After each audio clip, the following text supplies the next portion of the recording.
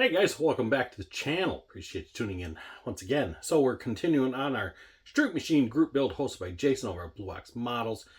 Go check out his channel, you guys. Get in on the group build. You have plenty of time. It ends December 31st. Midnight. I think something like that anyways.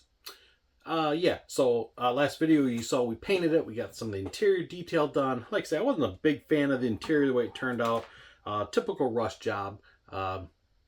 Yeah, but like I say, it serves a purpose. That dash is tipped down enough to where you can't really see it that well. So that's just the way it goes. Please hold. Always gotta love when you get that floaty in your coffee, right? Thinking, what is that? Sometimes I come in my garage. My room is in my garage, and sometimes I'll come in through the overhead garage door versus the side door. And I'm sure there's stuff in the hinge area between the pleats there. I'm sure that falls in as I'm opening it and I'm walking through. Hard to say what that is, as long as it's lead free, I guess it don't matter. But anyways, that's just the way it goes. So I wanted to take this little Mustang II, my little Python, and take it to the bench, and I want to take a look and see how that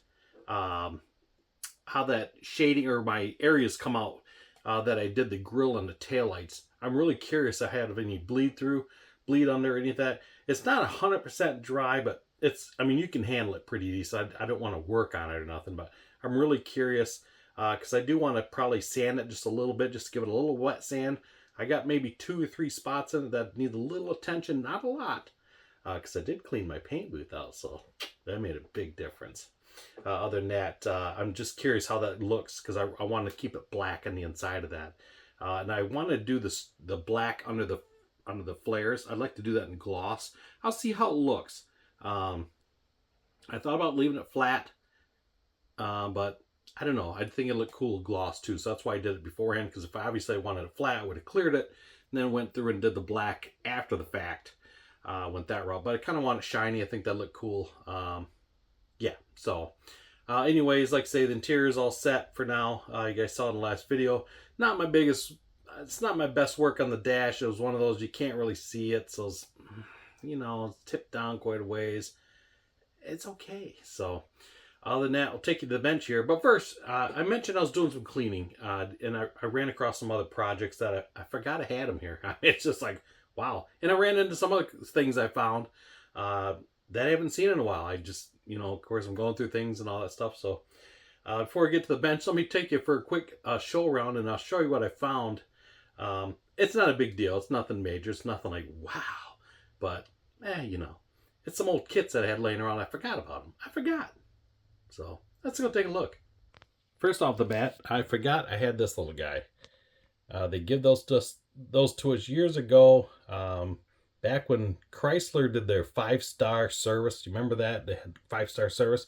So Ford said, hey, we're going to do Blue Wolf certified. It meant really nothing, but everybody got these little pens and all a bunch of stuff that go with it, whatever. So that was one thing I ran across. And I'll show you something else I forgot I had, and this was kind of cool. 2 items here. One was a mug from my senior year from when I graduated high school. And I had this old Frogger watch. Remember those? They had the Pac-Man, and you can get Donkey Kong and all that. And I thought, oh, it still works. I had a battery, and I threw it in like, no way. I used to play this thing like crazy. And 2999 was its top score, and the back is gone, but I'm surprised it still works. The band's broke. I doubt it fit my wrist anymore, but I thought that was really cool. So I thought, you know what? I'm going to hang that up. That's nostalgic. That was just awesome looking. It was one of those things I just bugged my mom and dad to get. So my brother, we all got one during Christmas back in the 80s. I don't know whenever that come out, but pretty cool. Pretty cool. Another item I run across. This Johnny Lightning Classic Gold 82 Mustang GT. Check that out. How cool is that? I saw that in a store a long time ago, and I thought, oh, I got to have that. That is so cool looking. Yeah, so it was one of those I found in a tote just laying in the back in the garage with my model railroad stuff that was sitting in there. Thought super cool. It was like brand new looking yet. Yeah, what else did we find? So a while back I was looking through a kit. I can't remember if it was the re-release of the 72 Cougar, is it? They had a decal in there of the Ford Racing Team. And I said, I got some of those decals somewhere. And here they are. This is the decal set that I have. I mean, they're obviously very old. I can about see the size of them. So very cool. I've had these forever. They were my dad's. They've been around for as long as I can remember. So there used to be 3 of them, but I think my brother cut one off a long time ago. I don't remember. And they've been just kicking around forever. So I thought it'd be kind of cool to hang on to them. So I thought those were kind of neat. And we found one other item. And we found this old decal set. That's pretty cool. I forgot this was here. I was in one of my old Mustang boxes, and they're actual just regular decals. Not sure for what or why, but they're just regular paper decals. So, yeah, I thought that was pretty cool.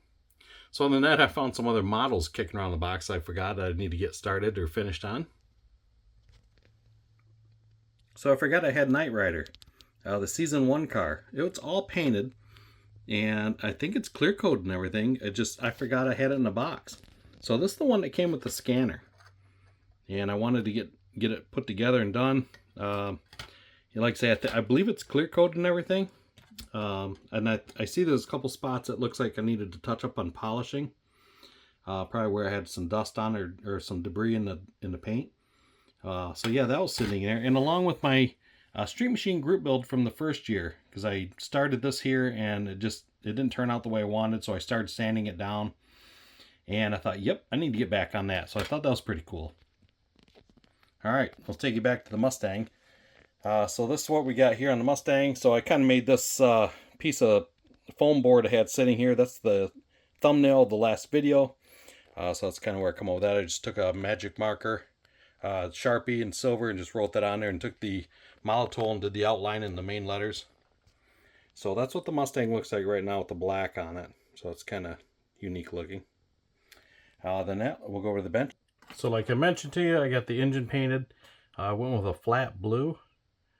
So just give it one coat over top of the black primer. Obviously we're going to do that transmission in silver. We get that going. And other than that, I'd really like to see how these turned out. Like I said, I got a spot right here. I had a little discrepancy in the paint. I had an actual spot that I got in there. I don't know what it was. It was like huge. And I thought, what? So I tried to pick it out like an idiot, and I should have left it. But the leveling thinner actually did a good job at taking care of it, because the metallic was kind of nasty looking there, but it smoothed it out pretty good. So I was pretty impressed with it all said and done. So now my next big thing, this is actually really dry. It was not baked or anything. It was just sitting in there. So let's see if we can pop this out here without making too big of a fuss. Oh, look at that. How cool is that? That was like almost perfect around there. That's what I was looking for right there. Yeah, that looks good. Very, very cool. So these are the headlight covers. So these go over top. So you kind of get the idea. I like mocking things up, see how they look. So you can see how that'll look pretty cool once those are all in there. Very cool, very cool. So we got our chin spoiler here. Yeah, that's gonna look really cool. Really, really cool. Yep, look good. So we got our flare. These go in the front. This is the front one. So you can see where I overlap that just a little bit. Get the stick in there without dropping it. This sits like that. So that's where it's going to cover up just that much. So when you look inside there, it's still black. Let's grab a tire and see how that looks on there. Very cool looking. Because we're going to make sure these stick all the way out, because I'm sure the model's going to have it brought in. But I'm going to bring them all the way to the edge. Even if I got to widen the axles out. We'll see what it looks like. So that's where we're at so far. Let's see how the back comes out. These went in pretty hard, so we'll see. Oh yeah, those are tight. I don't want to press on the paint too much because I want to leave a fingerprint. You know, because heaven forbid I leave it sit longer, but I don't want them to get glued in there either. Yikes. A little bleed under that one. Not too bad. Just a little bit, but that's easily to touch up. And I'll have to go fishing and see where that landed. Oh, it's right by my foot. Very convenient. Oh, that one come right out easy. A little bit on there, not bad. The top's actually super clean. Of course, the side is not as important. But as you can see, that looks pretty good. So that looked pretty sharp with that on the black. I think that looks pretty good. So just a quick look. Peel this stuff out here. That's what I use to hold these together, the Fun Tack. I put it on my skews. Just so if you guys are using this stuff, don't put it in your oven, your Susie Bake oven, as I call mine, because it kind of makes a mess of things. It's okay, but it's harder to get off because it'll like melt. So we got that guy there, and this guy. Did I grab the wrong one? I did. And we got this guy here. So that's what I did with it. Left it like that. I almost thought I should have maybe just did one side, but I don't know. I kind of like the looks of it like that. I think that's cool looking. Give a little depth in between. So now you look at it through here, it's black.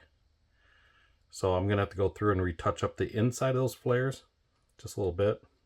Just give you kind of idea where we're going with it, how she's going to look in the end, all that good stuff. So I think I'm going to do, before this gets completely cleared, I have some small Ford logos I'm going to put here.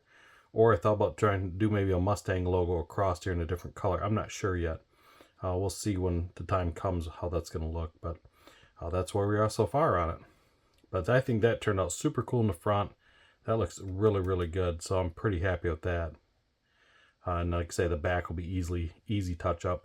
I don't know. I may just leave it black. I thought about doing some kind of red treatment in there. I'm not sure. We'll see when the time comes. But super stoked about the front. Very happy with that. Like I say, the other thing I'm going to do is add hood pins to this. So a while back, I bought some hood pins from Detail Masters. Complete hood pin kit.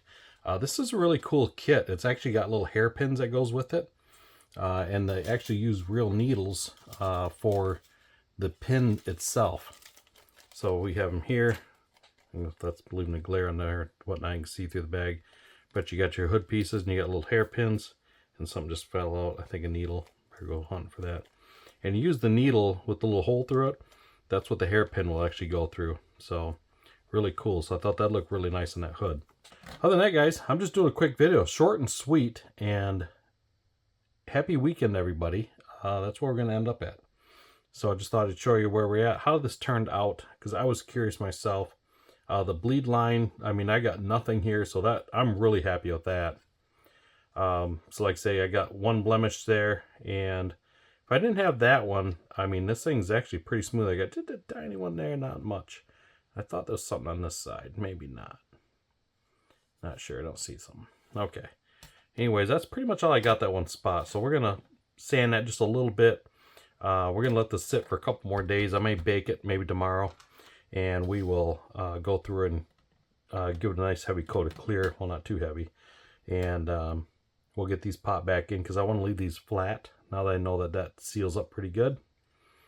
Because this kit gives you the option if you wanted to leave the louvered nose in there or put the factory, kind of like the stock grill back in. But we're going nostalgic race car downtown looking, so that's what we went with is that. So that's where we have it, and that's where we're at. So, okay, guys. Like I said, short and sweet today. So other than that, I appreciate you guys tuning in, checking out the channel, and you guys have a good one, and we'll see you on the next video. Thanks for watching.